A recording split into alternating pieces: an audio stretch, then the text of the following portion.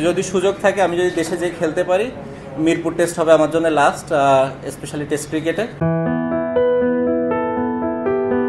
যেদিন আমার কাছে মনে হবে যে আমি গাড়ির ড্রাইভার না প্যাসেঞ্জার, সেদিনই আমি খেলা ছেড়ে দিব। বছরখানেক আগে কথাটি বলেছিলেন সাকিব আল হাসান। ২৬ সেপ্টেম্বর টেস্ট ও টি-20তে নিজের অবসরের কথা জানান দিয়ে তিনি বুঝিয়েই গেলেন, প্যাসেঞ্জার হয়ে থাকার চেয়ে সেই গাড়িতে না চড়াই ভালো।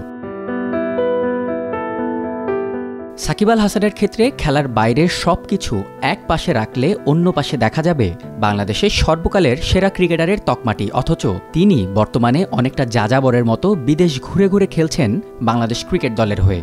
গত জুনে ওয়েস্ট ইন্ডিজ ও যুক্তরাষ্ট্রে টি-20 বিশ্বকাপ খেলে দেশে ফিরে 2 দিনের মধ্যেই দেশ ছাড়েন অভিজ্ঞ এই অলরাউন্ডার। এরপর বাইরে থেকেই দেশের হয়ে খেলে যাচ্ছেন বিভিন্ন সিরিজ।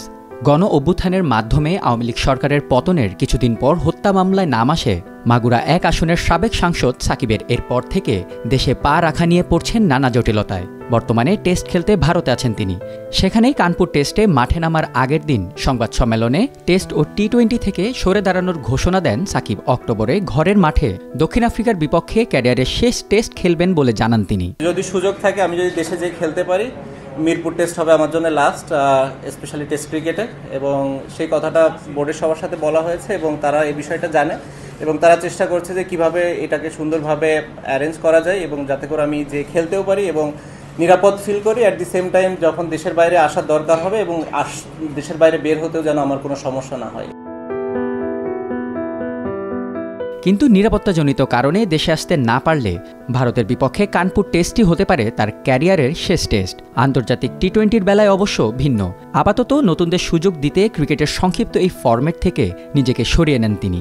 তবে দলের প্রয়োজনে টি-20 ক্রিকেটে আবারও ফিরতে পারেন সাকিব। টেস্ট ক্যারিয়ারে এখন পর্যন্ত ৭০টি ম্যাচ খেলে ৪,৬০০ রান করেন সাকিব। আছে 5টি সেঞ্চুরি আর বল হাতে নিয়েছেন ২৪২ উইকেট। এর মধ্যে 5টি করে উইকেট নিয়েছেন 19 বার।